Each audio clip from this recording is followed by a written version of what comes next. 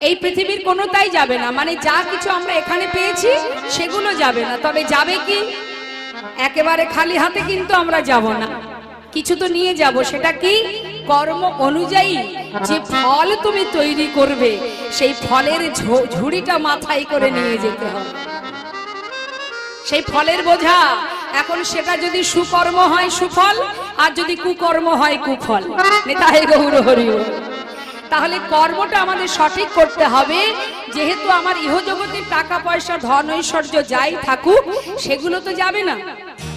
আপনার কাছ থেকে আমি ছিনিয়ে নিয়ে আমি যদি লাখপতি কোটিপতি হই, আমি কিছুদিনের জন্য সুখ পেলাম, কিন্তু যে কর্মটা আমি করলাম এই কর্মের ফলটা কিন্তু ভালো হবে না। আর তার জন্য তোমাকে তৈরি থাকতে হবে, কারণ এর পরবর্তী যে যন্ত্রণাটা সেটা তো তোমাকেই ভোগ করতে হবে। কি তাই তো মা? হ্যাঁ, শাস্ত্রে বললেন মারামারি হানাহানি কাটাকাটি, এটা আমার ওটা আমার সেটা আমার। আমরা অনেক সময় গর্ব করে বলি, কি বলি? আমার 10টা বাড়ি আছে, বলি না বাবা? হরে কৃষ্ণ, কথাগুলো একটু মন দেবেন। বিয়ে বাড়ি তো সবাই যাব, আনন্দ করব, আগে কথাগুলো আমরা শুনে নি। ওমা, অনেকে গর্ব করে বলে আমার 4টে গাড়ি আছে, 10টা বাড়ি আছে, এই এই আছে তাই আছে অমুক আছে। হরি বল। শুনে আবার আমার একটু, আমি মুখের সামনে বাবা বলি কিন্তু মনে মনে হাসি পাই। হ্যাঁ, তা কেন? আচ্ছা 10টা বাড়ি আছে আপনার, মেনে নিলাম। 10টা বাড়িতে একসঙ্গে থাকতে পারেন? একসঙ্গে থাকতে পারবেন 10টা বাড়িতে? পারবেন না তো। থাকতে হবে আপনাকে একটা বাড়িতে। একটা বাড়ির পুরো জায়গা জুড়ে আপনি থাকেন, মনে করুন 4 কাঠা জায়গা জুড়ে আপনার বাড়ি। সেই বাড়ি, পুরোটা বাড়ি কি আপনি একাই থাকতে পারবেন? না, থাকেন। সেই পুরো বাড়িটা ঘিরে তো আর আপনি থাকেন না। তাহলে কি বলি আমরা? এটা আমার বড় ছেলের ঘর, এটা আমার ছোট ছেলের ঘর, এটা ঠাকুর ঘর, এটা রান্নাঘর, থাকি আমি, এটা হলো আমার ঘর। তার মানে 15/20 স্কয়ার ফুট ছোট্ট একটি ঘর, তাই তো? 15/20 স্কয়ার, ভালো কথা।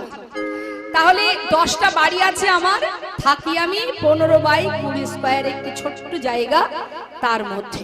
হরে কৃষ্ণ। তাহলে এই যে জায়গাটা, পুরো জায়গাটা জুড়েই কি আপনি থাকেন? থাকেন না।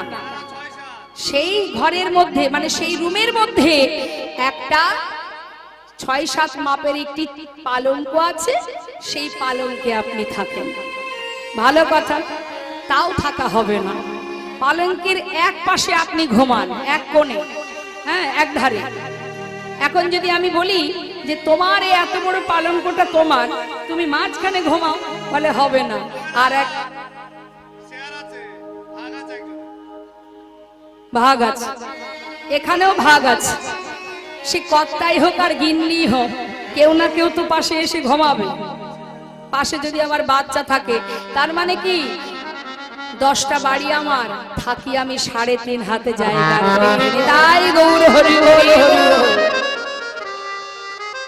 শুধু দম্ভ, এই দম্ভেই আমাদের সব শেষ হয়ে গেল। এত দম্ভ কিসের? জেনে রাখো, কিছুই তুমি নিয়ে যেতে পারবে না, সবই তোমায় রেখে যেতে হবে। যেদিন তোমার ভিতরে দম্ভ আসবে, অহংকার আসবে, লোভ আসবে, চাওয়া পাওয়া লালসা আসবে, সেই মুহূর্ত থেকেই ভগবান যেমন দিতেও জানেন, আবার কেড়েও নিতে জানেন। আজ যে রাজা, কাল সে ভিখারি। তার প্রমাণ রাজা হরিশ্চন্দ্র। নেতাই গৌর হরি। সর্বস্ব কেড়ে নিয়েছিল মা, অবশেষে কাশী ধামে ওই কালুডমের কাছে নিজেকে বিক্রি করে দিতে হয়েছিল। শ্মশানে মরা পোড়ানো কাজ করত অযোধ্যার রাজা সম্রাট হরিশ্চন্দ্র। তাহলে বাবা, আমরা যে এত অহংকার করি মা, এ জগতে কোনোটাই আমার নয়। তবে আমার কি আছে? যদি কেউ গৌর ধনে ধনী হতে পারো, যদি গৌর হরিকে ভালোবাসতে পারো, যদি তার যুগল চরণকে নিজের সম্পদ মনে করতে পারো। শ্রী গৌরাঙ্গের 2টি পদ যার ধন সম্পদ, সেই জানে ভকতি রসসা। অত সহজ নয়। সংসার জীবনে মায়ার বালিশ মাথায় দিয়ে মোহ ঘুমে ঘুমিয়ে আছি আমরা। আর সর্বদাই 1 থেকে 2 কলম আমরা যদি শাস্ত্র অধ্যয়ন করি, একটু যদি কয়েক পৃষ্ঠা শাস্ত্র অধ্যয়ন করে থাকি, পড়ে থাকি, আমরা মনে করি আমি বড় পণ্ডিত। একটু যদি ভগবানের সেবা দিয়ে থাকি, ভাবি আমি ভক্ত। একটু যদি পূজা দিয়ে থাকি, মনে করি আমি বড় ভক্ত। একটু মালা জপ করলে মনে মনে ভাবি আমি বড় ভক্ত। অত সহজ নয় ভক্ত হওয়া। যোগী মুনি ঋষি সাধনা করে যার চরণ কৃপা লাভ করতে পারছে না, আর তুমি মায়ার বালিশ মাথায় দিয়ে মনের সুখে ঘুমাচ্ছ, আর তুমি কি করে ভাবলে যে তুমি ভক্ত হতে পেরেছো? সর্বদাই হৃদয় থেকে যদি হিংসাকে দূর না করি, সর্বদাই লোভ লালসা কামনা বাসনা নিয়ে যদি আমরা দিন কাটাই, তাহলে আমরা কি তার ভক্ত হতে পেরেছি মনে হয়? অত সহজ নয়। বৈষ্ণব হতে বড় মনে ছিল সাধ, ওই ত্রিনাদপি শ্লোকের সামনে আমি পড়ে গেলাম না। বৃক্ষের ন্যায় সহিষ্ণুতা রাখো, যাকে কেউ মান দেয় না তুমি তাকে মান দাও। সর্বদাই ভগবত চিন্তা করো, আর তৃণের থেকেও নত হতে হবে, যেগুলো আমাদের দ্বারা হয় না। আমরা নত হতে জানি না। কেউ কিছু বললো তো তাকে 10 কথা শোনানো, যত সময় না শোনাবো তত সময় আমাদের শান্তি হয় না। তাহলে কি করে হবে? দীনতা রাখো, দীনতা না থাকলে হবে না। ত্যাগের সৃষ্টি করো, ত্যাগের সৃষ্টি না হওয়া পর্যন্ত, যত সময় তোমার ভেতরে ত্যাগের জন্ম না হবে, তত সময় তুমি ভক্তি অর্জন করতে পারবে। আগে ত্যাগের জন্ম দিতে হবে। দেখুন মা, আমরা মনে করি আমরা ভগবানকে ভালোবাসি। ভাবুন, একবার চিন্তা করুন, আমাদের জীবনে কোনো কষ্ট এলে আমরা কিন্তু ভগবানকে ডাকি না, ভগবানকে ভালোবাসি না। অনেক বাড়িতে আছে, বলে না ওকে ডাকবো না, কীর্তন শুনতে যাবি, বলে না কীর্তন শুনে কি হবে, আমার জীবনে যা কষ্ট দিয়েছে আমি জীবনে কোনোদিন ওই নাম শুনতে যাব না। কেন না? কষ্ট পেয়েছি, তাই কোনোদিন আর আমি কীর্তন শুনতে যাব না, ভগবানের সেবা দেব না, কোনোদিন আমি আর ওকে সেবা দেব না। তাহলে মা, আমরা শুধু আমাদের কষ্টটা অনুভব করি। একবার ভেবে দেখুন, এই মহাপ্রভু মা বিষ্ণুপ্রিয়াকে বিবাহ করবার পর মাত্র 2 বছর ছিলেন। 2 বছর যখন মা বিষ্ণুপ্রিয়ার গৌরহরির সঙ্গে বিবাহ হয়, তখন মা বিষ্ণুপ্রিয়ার বয়স মাত্র 13 বছর। মহাপ্রভু বিবাহ করবার 2 বছর ছিলেন প্রিয়ার সঙ্গে। 15 বছর বয়সে মহাপ্রভু সন্ন্যাসী হয়ে চলে যান।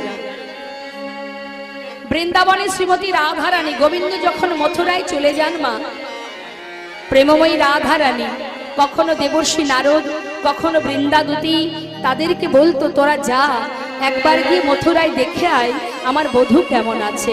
তার মানে কি, রাধারানী খবর পেত সে কেমন আছে, কোথায় আছে, কিভাবে আছে। কিন্তু যেদিন মা বিষ্ণুপ্রিয়াকে ছেড়ে গৌরহরি সন্ন্যাসী হয়ে চলে গিয়েছিলেন, সেদিন থেকে মা বিষ্ণুপ্রিয়া কোনোদিন জানতে পারেনি যে তার প্রভু কোথায় আছে, কেমন আছে, কিভাবে আছে।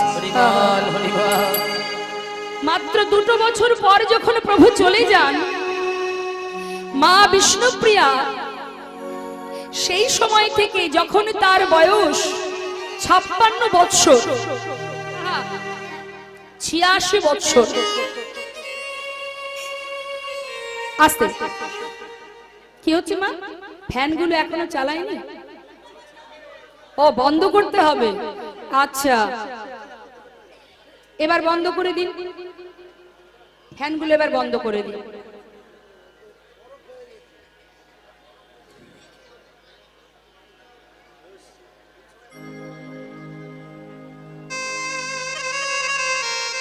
জয় রাধে।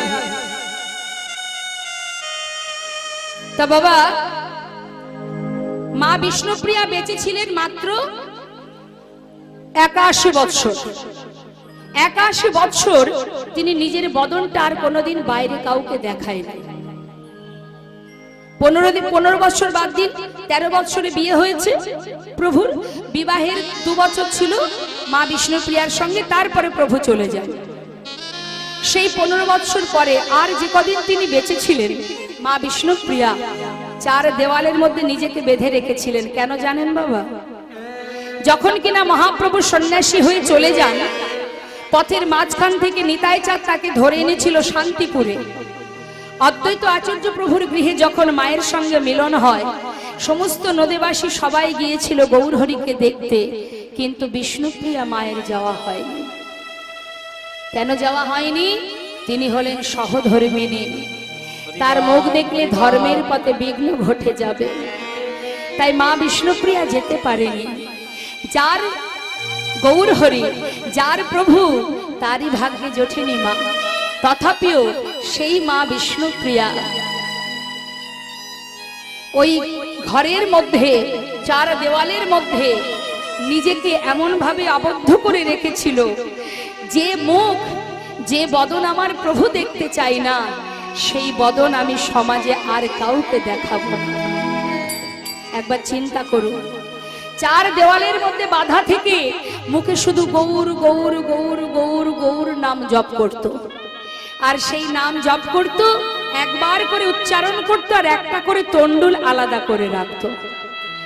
মানে চাল, দিনের শেষে যতটুকু চাল হতো মা, সেইটুকু কোন রকমে সিদ্ধ করে, লবণ মানে লবণ ছাড়া ওই সিদ্ধ যেটুকু হতো, সেই সিদ্ধ চালটুকু নিজের শাশুড়ি মা সচিমাকে দিতেন।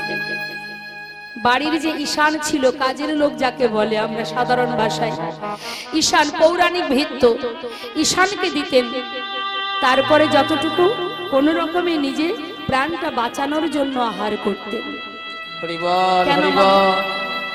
যে ভগবানের সহধর্মিনী, তার জীবনের কত কষ্ট দেখুন।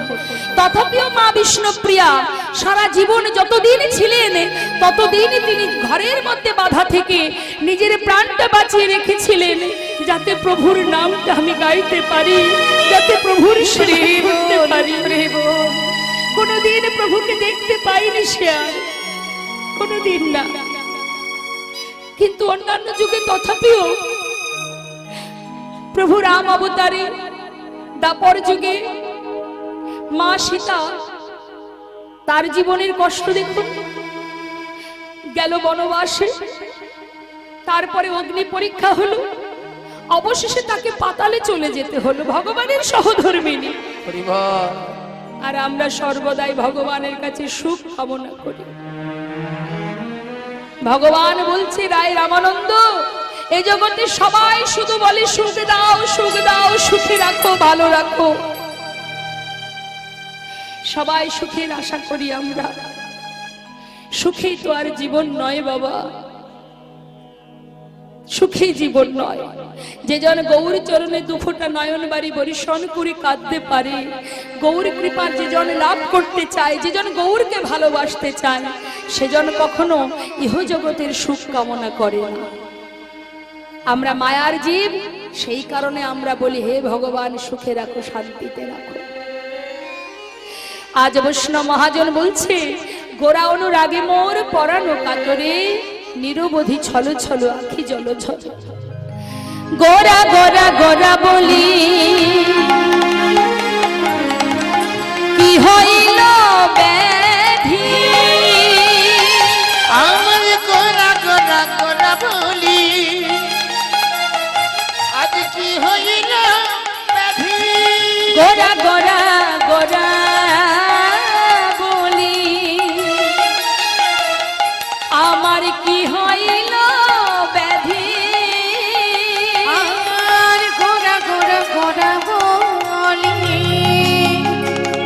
কি হইল ব্যাধি। নিরবধে পড়ে মনে গোরা গুণনিধি। নিতাই গৌর হরিবল হরিবল। ওই না নীল গোরা মনে গোরা গুণনি, নিরবধি পড়ে মনে গোরা গুণনিধি। নিরবধি পড়ে মনে গোরা গুণনিধি। কি করিব কোথা যাব,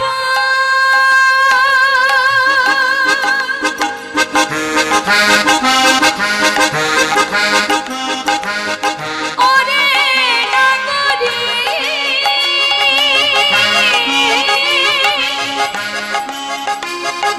একবারে বলে দে রে। ওরে নাগরে রে। আমি কি করিব কোথায় যাব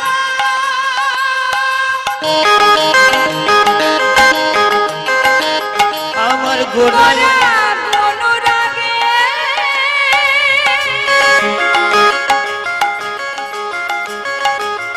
সবাই মিলে একবার দুটি বাহু তুলে নিতাই গৌর হরিব। কি করিব কোথায় যাব গোরায় অনুরাগে ছনক গোরা প্রেম হিয়ার মাঝে ওই নয়ন ঘন গোরার প্রেম হিয়ার মাঝে জাগে অনুক্ষণ গোরা রূপ আমার হিয়ার মাঝে যাবে। অনুক্ষণ গোরা রূপ হিয়ার মাঝে জাগে। হরিবল হরিবল। কি করিব কোথায় যাব গোরা অনুরাগে অনুক্ষণ গোরা রূপ আমার হিয়ার মাঝে জাগে। আজ এই মহাজন লীলার পাশে দাঁড়িয়ে বললেন দেখো দেখো ভালো করে চেয়ে দেখো গৌরাঙ্গ পীরিতি খানি বড়ই বিশাল। ওই না গোরাঙ্গ পীরিতি খানি বড়ই বিশাল গৌরাঙ্গ পীরিতি খানি বড়ই বিশাল। আর গৌরঙ্গ পীড়িতে খানি বড়ই বিষম। গৌরাঙ্গ পীরিতি খানি বড়ই বিষম। এ কেমন প্রেম, এ কেমন ভালোবাসা। যে জন গৌরকে ভালোবেসেছে শাস্ত্রে বলেন তার সারা জীবন কাঁদতেই হয়েছে। ভগবানকে যারা ভালোবাসে জেনে রাখবেন তাদের সারা জীবন কাঁদতে হবে। আচ্ছা এই জগতে কেউ কাঁদতে চায়? হ্যাঁ, কাঁদতে ভালোবাসে কেউ? না, সবাই আনন্দে থাকতে ভালোবাসে, খুশি মনে জীবন কাটাতে ভালোবাসে। কাঁদতে কে বা চাই বল? হ্যাঁ, বলে তাকে যে জন ভালোবাসবে তাকে কষ্ট পেতে হবে। তার প্রমাণ তো অনেক আছে মা। যেমন হরিদাস ঠাকুর গৌরহরিকে ভালোবেসেছিল বলে সারা জীবন তাকে কষ্ট পেতে হয়েছে, চাবুকের আঘাত সহ্য করতে হয়েছে। গৌরহরিকে যারা ভালোবেসেছে তাদেরকে ভগবান বলেছিলেন যে করে আমার আশ আমি তার করি সর্বনাশ। যে আমাকে ভালোবাসবে তার জীবনে সব নাশ হবে, যে করে আমার আশ তার করি সর্বনাশ। তথাপিও যে না ছাড়ে আমার পাশ আমি হই তার দাসানুদাস। যে জন আমায় ভালোবাসবে তার সব নাশ হবে। কোন জিনিস নাশ হবে? সব নাশ মানে কি? এ জগতের সমস্ত কিছু নাশ হবে। কোন জিনিস? আমাদের মধ্যে যেগুলো আছে। হ্যাঁ, আমাদের মধ্যে যে কালিমাগুলো আছে, চাওয়া পাওয়া লালসা কামনা বাসনা, এগুলো নাশ হবে। আর যারা কিনা গৌরকে ভালোবাসে মা, গৌর অনুরাগ যাদের মধ্যে জন্মেছে তাদের মধ্যে এগুলো থাকবে না। কেমন? শাস্ত্রে দেখুন বৈষ্ণব মহাজন তার প্রমাণ দিচ্ছেন। যখনই তুমি ভাগবত কথা লীলা কথা শ্রবণ করবে এই শিক্ষাগুলো তুমি অর্জন করতে পারবে। তুমি বুঝতে পারবে কি তোমার করা উচিত, কোনগুলো করা উচিত নয়। এই যে এত টাকা পয়সা, এই যে এই হরিবাসরে এত টাকা পয়সা খরচ হচ্ছে, এই এত সুন্দর হরি কথা কৃষ্ণ কথা বিতরণ হচ্ছে, এর পিছনে কারণ আছে মা। সমাজে এমন কিছু করো যেটাতে জীবের কল্যাণ হয়, সমাজের মঙ্গল হয়। সেটা হচ্ছে হরিনামামৃত সুধা দান। অনেক অনেক অর্থ আপনি উপার্জন করছেন, কিন্তু সবার অর্থ কি আর ভগবানের সেবায় লাগে? কত লোক তো কোটিপতি আছে, অর্থশালী আছে, কিন্তু তার বাড়িতে দেখবেন কোনো একজন সাধুগুরু বৈষ্ণব সেই বাড়িতে পদার্পণ করেন না, চরণধুলি তার পড়েন। যে বাড়িতে বৈষ্ণবের চরণধুলি না পড়ে সে তো শ্মশান সমতুল্য। আর কুড়ে ঘরেই আসে যত ভক্তের সমাগম হয়, কুড়ে ঘরেই কিন্তু ভক্তের চরণধুলি পড়ে, ভগবানের চরণধুলি পড়ে। তাই বৈষ্ণব মহাজন বললেন অত সহজ নয়, তোমাকে কষ্ট পেতে হবে, যন্ত্রণা পেতে হবে। তার মধ্যে যদি কষ্টের মধ্যে দিয়ে যদি তুমি ভগবত কৃপা লাভ করতে চাও, যদি তাকে ভালোবাসতে পারো, তবেই তার চরণের কৃপা লাভ করতে পারো। কীর্তন আস্বাদন করলে, যদি আমরা কীর্তন শুনি, নিজেকে জানা যায়। আমি কে, কি আমার পরিচয়, সেটা আমি জানতে পারবো। কি করে জানবো? যখনই গুরু কৃপা লাভ হবে, যখনই সাধু গুরু বৈষ্ণবের চরণধুলি অঙ্গে মাখতে পারবো, তখন জানতে পারবো। রাম ভক্ত তুলসী দাস তিনি বললেন, ভজনের পথ যদি অবলম্বন করতে হয় তাহলে কয়েকটা কথা আমাদের মাথায় রাখতে হবে। সেগুলো কি? রাম ভক্ত তুলসী দাস তিনি রামচরিতে কলম দিচ্ছেন, কি বলছেন? मन की तरंग को मार लो, बस हो गया भजन। मन की तरंग को मार लो, मन की तरंग मार लो। मन की तरंग माने तरंग, अर्थात आमादेर चित्त सर्वदाई चंचल। चंचल चित्तके स्थिर करो। যত অস্থির মন থাকবে কখনো সেই হৃদয়ে ভক্তি পাওয়া যাবে না। স্থির হলে, অস্থির নয় স্থির, যখনই তুমি স্থির হতে পারবে, তোমার চিত্তকে স্থির করতে পারবে, তখনই তুমি ভজনের পথ খুঁজে পাবে। आदत बुरी सुधार लो, बस हो गया भजन। आदत बुरी सुधार लो, মনের মধ্যে যত আছে কালিমা, বুড়ি মানে খারাপ, বলছে যত আমাদের মনের মধ্যে খারাপ চিন্তা ভাবনাগুলো আছে সেগুলোকে দূর করে দাও। সুধার লো মানে শুধরে নাও, তাহলে কি হবে? আদত বুরি সুধার লো, বাস হো গয়া ভজন। এগুলোকে যদি পরিষ্কার করতে পারো তখনই তুমি ভজনের পথ পাবে। আয়ে হো তুম কাহা সে और जाओगे कहाँ, इतना दिल विचार लो, बस हो गया भजन। आए हो तुम कहाँ से और जाओगे कहाँ, কোথায়, কোথা থেকে এসেছো আর কোথায় যাবে, নিজের মনকে জিজ্ঞাসা কর। ইতনা দিল বিচার লো মানে মন, দিল মানে মন, মনের কাছে সুধারলো, জিজ্ঞাসা করো যে আমি কে, আমার আশা কোথা থেকে, যাওয়া কোথায়। যখনই নিজের মনের কাছে জিজ্ঞাসা করবে সেটাই তোমার ভজনের পথ। নেতাই গৌর হরিবোল হরিবোল। তাই বৈষ্ণব মহাজন বললেন, গৌরাঙ্গ প্রীতি খানি বড়ই বিষম, বাসু কহে নাহি রহে কুলের ধরম। হরিবোল হরিবোল। গৌরাঙ্গ প্রীতি খানি বড়ই বিষম, বাসু কহে নাহি রহে কুলের ধরম। বাসু কহে নাহি রহে কুলের ধরম। মহাজন বাসুদেব ঘোষের সুন্দর পদাবলী দিয়ে আমরা ছোট করে একটু গৌর কথা শ্রবণ করলাম। এবার আমরা চলে যাব আমাদের লীলা কথায়। আসুন আমরা লীলা কথায় যেহেতু যাব, একবার নিতাই গৌরের জয়ধ্বনি সবাই মিলে করব। জয় নিতাই, জয় গৌ, জয় রাধেশ্বর। তা একবার আমরা নবদ্বীপে, বলুন তো দেখি মা, নবদ্বীপে গৌর হরি কৃপা পেতে গেলে কার চরণ আশ্রয় করতে হয়? নিতাই চাঁদ। হ্যাঁ, তা একবার সবাই মিলে আমরা আশ্রয় তত্ত্ব নিতাই চাঁদ আর আমাদের বিষয় গৌর সুন্দরের নাম জপ করব, তারপরে লীলায় প্রবেশ করব। হনিতা দুহাত তুলে, হনিতা গৌর বলে এ শোনায় পা তুলে দা। হনিতা গৌর বলে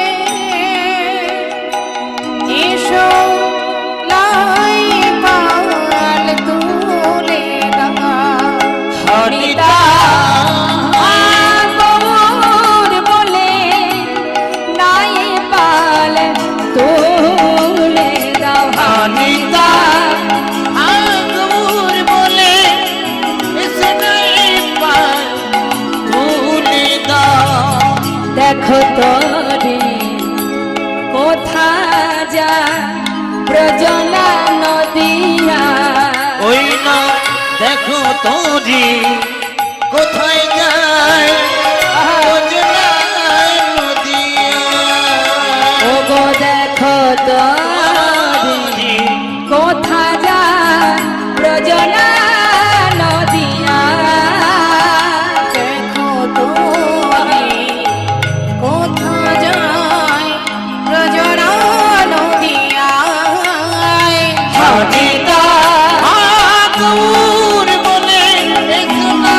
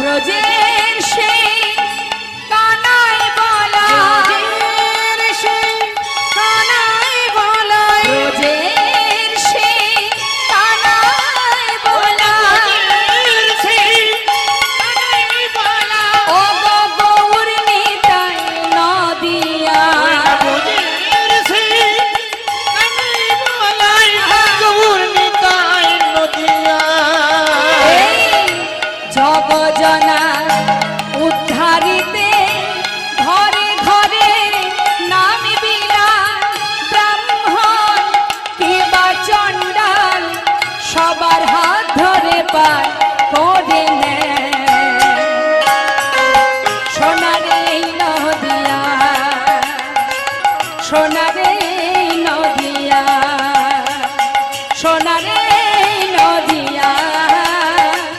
নিতাই আগর বলে এসো নাই পাল তুলে এসো নাই পাল তুলি দাও। এসো নাই পাল তুলে নিতাই গৌর হরিবল হরিবল হরিবল। মধুময় শ্রীধাম নবদ্বীপ ধাম, নবদ্বীপ চন্দ্র আমার গৌর সুন্দর, তিনি শ্রীধাম নবদ্বীপের মাঝে শচীগর্ভ সিন্ধু মাঝে উদয় হয়ে দিগ্বিজয়ী পণ্ডিত হলেন বিদ্যাভাসে।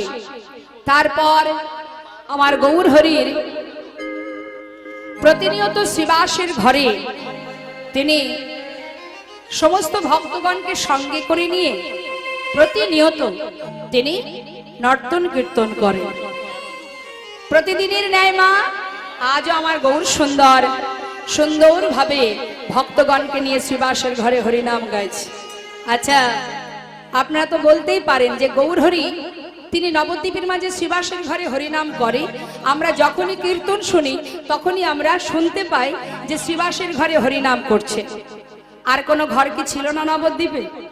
কি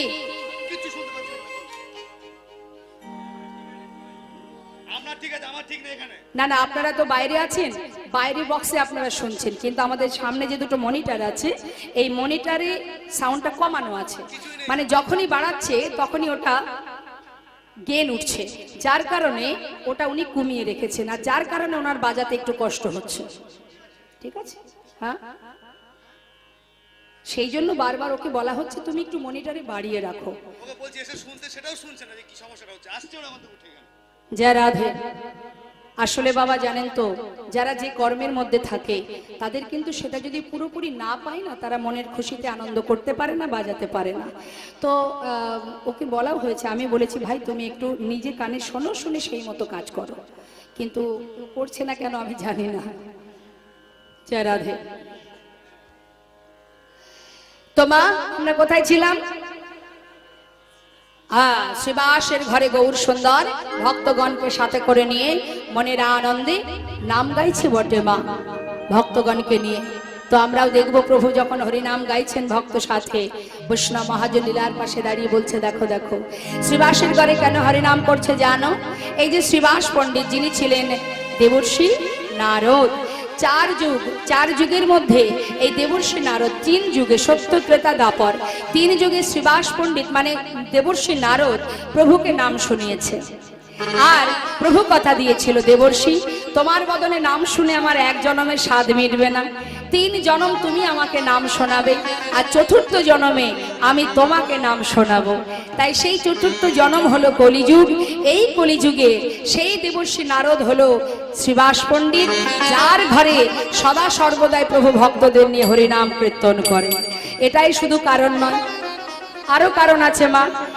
গৌর হরি সর্বত্রে হরিনাম করতেন বলে নবদ্বীপের মাঝে, আস্তে আস্তে কথা বলবেন না, মন্দির নদিয়ার পথে পথে হরিনাম করতেন বলে সেই সময় যারা বড় বড় ব্রাহ্মণ পণ্ডিত ছিলেন তারা নিমাই কি করতেন, সবাইকে একটা কথাই বলতেন যে তোমরা সবাই মুখে হরিনাম করো, হরিনাম করলেই উদ্ধার হয়ে যাবে, হরিকে স্মরণ করলেই উদ্ধার হবে, তার জন্য তোমাদের পূজা পার্বণ করতে হবে না। আর এটাই ছিল ব্রাহ্মণ সমাজের একটু ক্রোধ, রাগ, যে একটা পূজা করতে গেলে সারাদিন কত রকমের চিন্তা ভাবনা নিতে হয়, কত কি আয়োজন করতে হয়, কিন্তু ওই জগন্নাথ মিশ্রের পুত্র নিমাই মিশ্র এত বড় তার সাহস, যাকে সেদিন নিম গাছের গোড়ায় হতে দেখলাম, সে কিনা বলে এমন করে পূজা পার্বণ করতে হবে না, সবাই হরি বল বললেই উদ্ধার হয়ে যায়।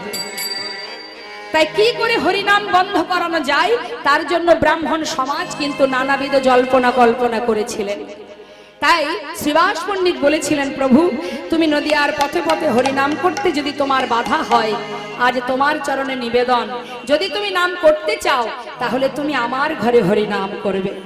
তাই মহাপ্রভু ভক্তগণকে নিয়ে গৌর হরি শ্রীবাসের ঘরে হরিনাম করতেন। এটাই শুধু কারণ নয়, শ্রীবাস কথার অর্থ কি মা?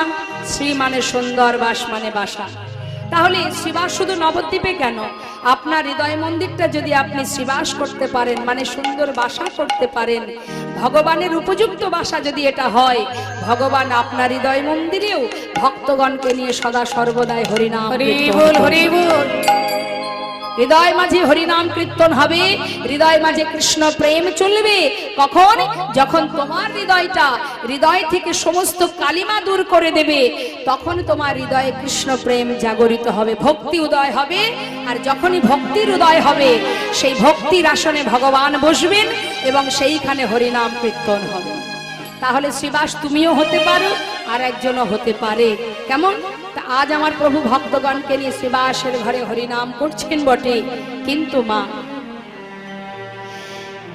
প্রভাত হতে না হতেই গৌর সুন্দর সারাদিনের ন্যায় কীর্তন করবে, ভক্তগণকে সাথে করে নিয়ে সারা রাত কীর্তন করে ভোর হতে না হতে, প্রভাত হতে না হতে মায়ের হাত থেকে একটুখানি তৈল নিয়ে মস্তকে দিয়ে তিনি গিয়েছিলেন গঙ্গায় স্নান করতে। নিতাই গৌর হরি বল, হরি বল।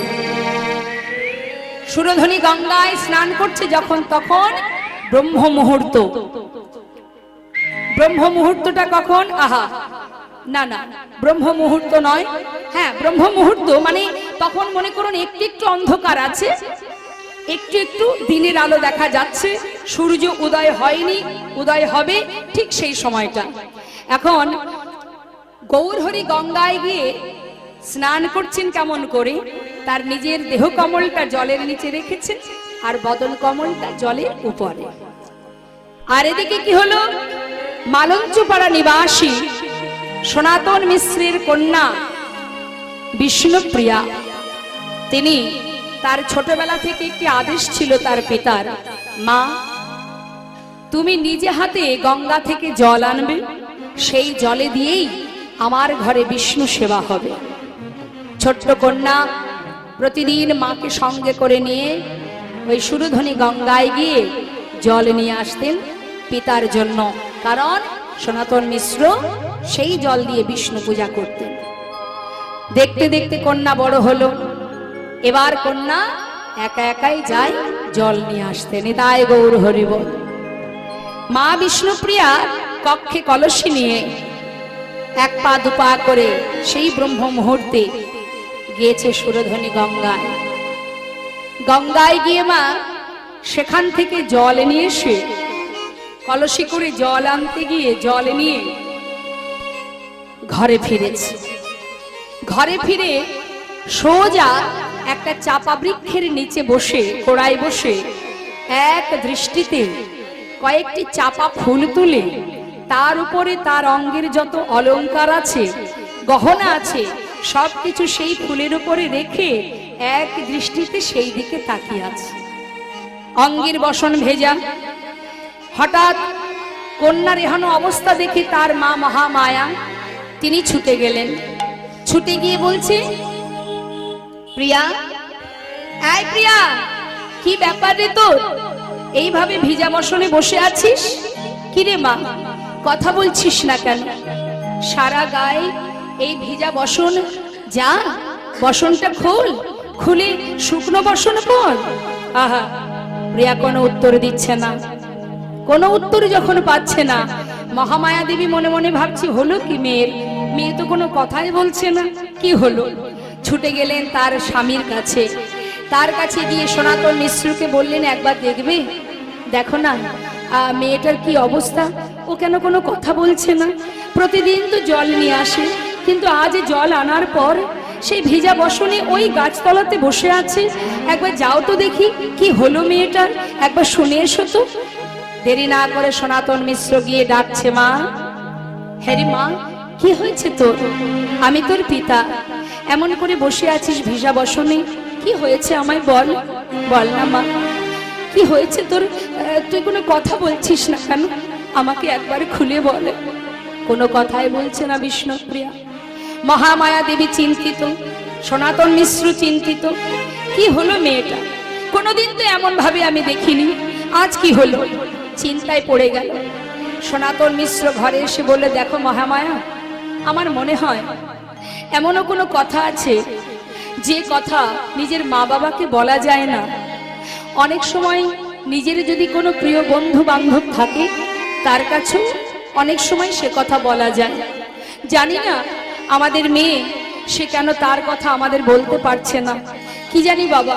আবার কোনো রকম কোনো বিপদ ঘটে গেল, কোনো সমস্যা হলো, কিছুই তো বুঝতে পারছি না। এক কাজ করো দেখি, আমাদের প্রিয়ার যে প্রিয় বান্ধবীটা আছে তাকে একবার ডেকে নিয়ে এসো তো। পাঠিয়ে দিল যাদবকে। যাদবকে না সনাতন মিশ্রের পুত্র, তার নাম যাদব মিশ্র। যাদবকে বলছি, যাদব যা তো বাবা, একবার গিয়ে ওই কাঞ্চনাকে ডেকে নিয়ে আয় দেখি। সঙ্গে সঙ্গে কাঞ্চনাকে খবর দিল। কাঞ্চনা ছিলেন ভক্তিমতী, বুদ্ধিমতী। কাঞ্চনা এসে যখন শুনলেন যে তার মেয়ে সে নাকি ভিজা বসনে চাপা বৃক্ষের নিচে বসে বসে এক দৃষ্টিতে তাকিয়ে আছে, যাও কাঞ্চনা, তুই একবার গিয়ে দেখ আমাদের মেয়েটার কি হলো। কাঞ্চনা সখী দেরি না করে এবার তাড়াতাড়ি করে সেই চাপা গাছের কাছে গেলেন। গিয়ে দেখছে কি বিষ্ণুপ্রিয়া এক দৃষ্টিতে সেই চাপা ফুলের দিকে তাকিয়ে আছে। হরিবল হরিবল।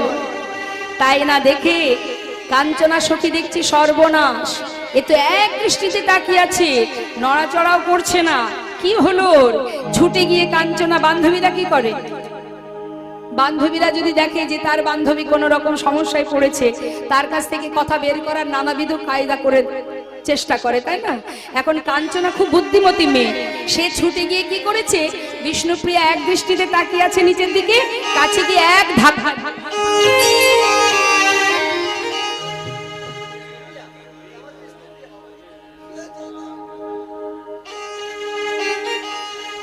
কি রে, কি হয়েছে তোর? হ্যাঁ, সেই থেকে বসে আছিস, ভিজা বসন পরে আছিস, এখনো শুকনো বসন পরিসনি। তোকে দেখে তোর মা চিন্তিত, তোর বাবা চিন্তিত, আমরা সবাই চিন্তিত। এইভাবে মুখটা বন্ধ করে, মুখটা হাড়ি করে বসে আছিস। আরে বল না বাবা, কি হয়েছে? হ্যাঁ, জিজ্ঞাসা করছে।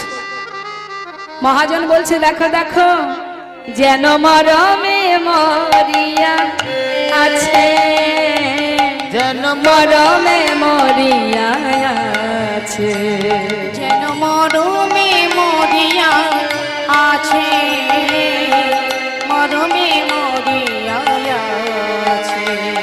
আহা মরমে মরিয়া আছে, মরমে মরিয়া আছে, যেন মরমে মরিয়া আছে, মরমে মরিয়া আছে। কি হয়েছে, কি হয়েছে, কি হয়েছে, একা একা বসে আছে। কি হয়েছে, কি হয়েছে কি হয়েছে, আমাদের বিষ্ণু প্রিয়া, কি হয়েছে, আমাদের বিষ্ণু প্রিয়ার কি হয়েছে, একা একা বসে আছে, কি হয়েছে, একা একা বসে আছে। কি হয়েছে, মরমে মরিয়া আছে গো। মরমে মরিয়া আছে। তুমি মরমে মরিয়া আছে, যেন মরমে মরিয়া আছে। সনাতন তনয়া আমাদের বিষ্ণু প্রিয়া, ওই না সনাতন তনয়া,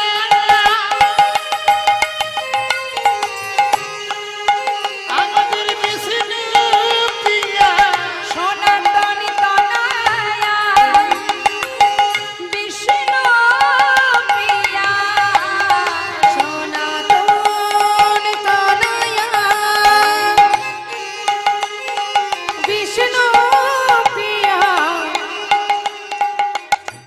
সে বসে বসে কি করছে, একাকী বসিয়া আছে, মরমে মরিয়া আছে। ওই সনাতন তনয়া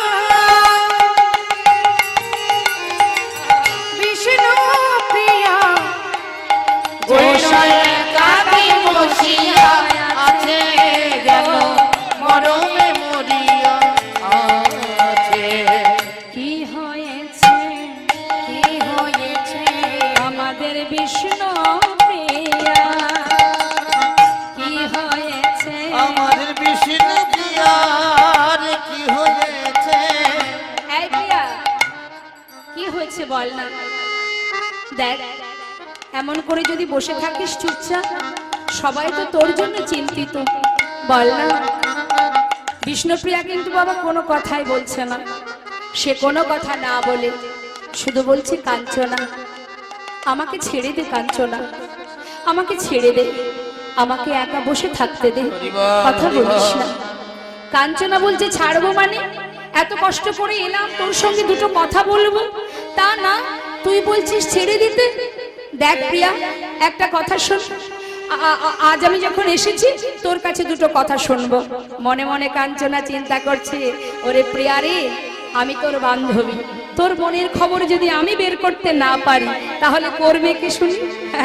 এমন কথা তোকে শোনাবো যে তুই সহ্য করতে না পেরে নিজের কথা তখন নিজেই বলতে শুরু করে দিবি। হরি বল। তাই কি করছে মা?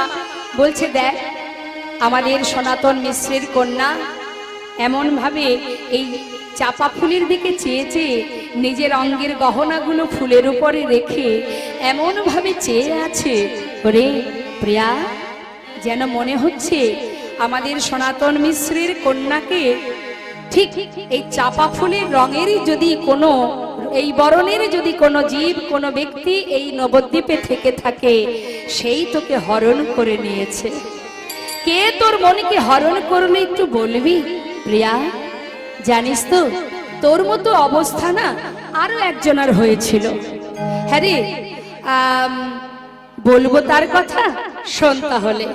তোকে দেখে আমার আর একজনের কথা মনে পড়ে গেল, সে হচ্ছে বৃন্দাবনে রাধারানী, নেতাই গৌর হরি বল। সেই রাধারানী, তুই যেমন সুরধনী গঙ্গায় জল নিয়ে আসতে গিয়েছিলি, সেই প্রেমময়ী রাধারানী সেও গিয়েছিল যমুনায় জল আনতে।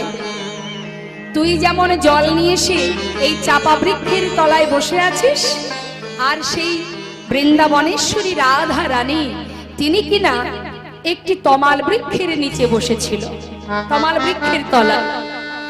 এই ধর, আমি যেমন তোর প্রিয় বান্ধবী, তো বৃন্দাবনের প্রেমময়ী রাধারানী তারও বান্ধবী আছে, ললিতা, বিশাখা, চিত্রা, চম্পকলতা, সুদেবী, অনেক সখী আছে। তার মধ্যে প্রিয় সখী হলো ললিতা বিশাখা। এই কাঞ্চন, আহা প্রিয়া, প্রিয়া শুনছিস তো? কোনো কথা বলছে না। শোন না, তুই যেমন চুপচাপ বসে আছিস, সেও ঠিক এইভাবে চুপ করে বসেছিল। আমি যেমন তোর কাছে জিজ্ঞাসা করছি, রাধারানীর কাছেও ললিতা বিশাখা আমার মতো করে তাকেও জিজ্ঞাসা করেছিল। কি জিজ্ঞাসা করেছিল শুনবি?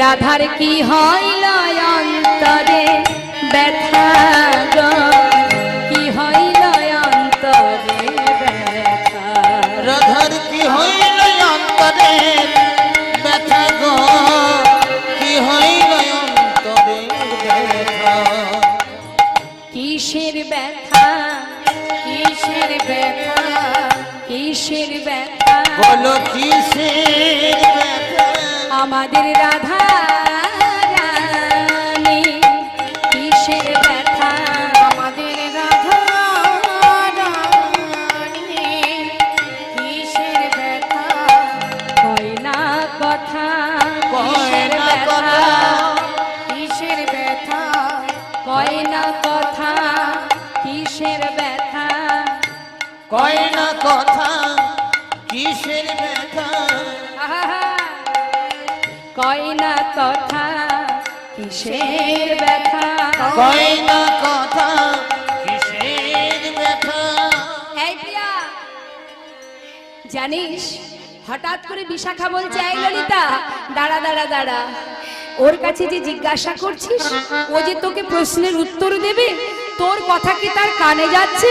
আগে দেখ দেখি তার ভাবধারা, তার লক্ষণটা কোন দিকে আছে। ওই দেখ, সদায় ধ্যানে চাহে মেঘ পানে, সদাই ধ্যানে চাহে মেঘ পানে, সদায় ধ্যানে চাহে মেঘ পানে, সদাই ধ্যানে ওই না চাহি মেঘ পানি, না চলে নয়ন তারা, সদাই ধ্যানে চাহে মেঘ পানে, না চলে নয়ন তারা,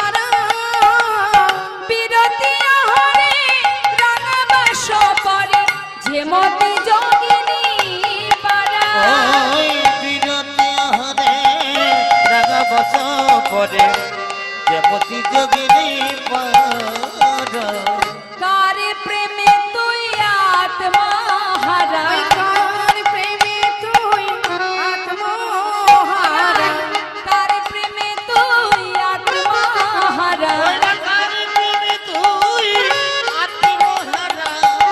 রাধে এই রাধে ললিতা বিশাখা বলছে দাঁড়া দাঁড়া এমন ভাবে গগন পানে চেয়ে আছে এমন ভাবে তাকিয়ে আছে যেন যোগিনী পারা যোগিনীর ন্যায় গগন পানে চেয়ে গগনের রং কালো শ্যাম বর্ণ গোবিন্দের রঙের বরণ কি শ্যাম বরণ তা আকাশের সেই শ্যামল বরণটা দেখছে আর সেই দিকে এক দিকে তাকিয়ে আছে বলছে হ্যারে হ্যারে বুঝেছি রে রাধারে মনটাকে হরণ করেছে ললিতা বিশাখা বলা বলি করছে আর বিষ্ণুপ্রিয়া কিন্তু কথাটা শুনছে মা কারণ তার মনের সঙ্গে মিলে যাচ্ছে তো সব কথাগুলো মন দিয়ে শুনছে বলি শোন অপ্রিয়া সেই রাধা রানী যখন গগন পানে চেয়ে আছে তখন আর এক সখী বলছে শোন শোন চেয়ে দেখ আজ তার কি অবস্থা জানিস আজ সে ফাঁদে পড়েছে ফাঁদে পড়েছে কার ফাঁদে কালিয়া ফাঁদে হ্যাঁ আজ মরালিনী ধরবে বলে ফাঁদ পেতে ভগবান কৃষ্ণচন্দ্র বসে আছে সেই ফাঁদে রাধারানীর নয়ন গেছে তা বলিস তার ফাঁদ কোন ফাঁদ কৃষ্ণ ফাঁদ কৃষ্ণ প্রেমের ফাঁদ তখন রাধারানীর ওই কথা শুনে আজ বিষ্ণুপ্রিয়া বলছে হ্যাঁ রে কাঞ্চনা এই কাঞ্চনা যে কথা নিজের মাতা পিতাকে বলতে পারছি না এবার বলছে মা যে কথা আমি কাউকে বলতে পারছি না কাকে বলবো কিভাবে বলবো আমি কিছু বুঝে উঠতে পারছি না বৃন্দাবনী প্রেমময়ী রাধা রানী কৃষ্ণ বিরোহিনী রাধা রানী তার জীবনের সঙ্গে আমার যে অনেক কিছুই মিলে গেছে রে দেখ, আজ যখন তুই এসেছিস তোর কাছে আমি আমার কথা বলবো শুধু একটু কথা দে যে কথাগুলো বলবো তুই কিন্তু কাউকে বলবি না কথা দে এ কথা না বলা যায় কাউকে না পারছি সহ্য করতে আমি কি করব বলতে পারিস আমি যে সুকুমারী আমি কি করব কোথায় যাব সেই রূপ যে আমি ভুলতে পারছি না সখী আরে প্রিয়া কি হয়েছে একটু খুলে বলবি বল না কি হয়েছে শোন বলছে শোন তাহলে আমি সুরধুনিতে জল আনতে গিয়ে এই সুন্দর কলসিটি ভালো করে মেজে সুরধুনিতে ভালো করে ধুয়ে এক পা দুপা করে ব্রহ্ম মুহূর্ত সবেমাত্র সূর্যের একটু একটু কিরণ ওই গঙ্গার জলে এদিকে জলের উপরে তরঙ্গের ঢেউ তার উপরে যখন সূর্যের কিরণ পড়েছে জলের উপরে ঝলমল ঝলমল করছে আমি কলসিটি ভালো করে মেজে সেটাকে ভালো করে ধুয়ে এক পা দুপা করে আমি জলে নামলাম সখী জলে নেমে হঠাৎ আমার চোখে কি পড়লো জানিস কি পড়লো শুনবি দেখলাম সোনার কমল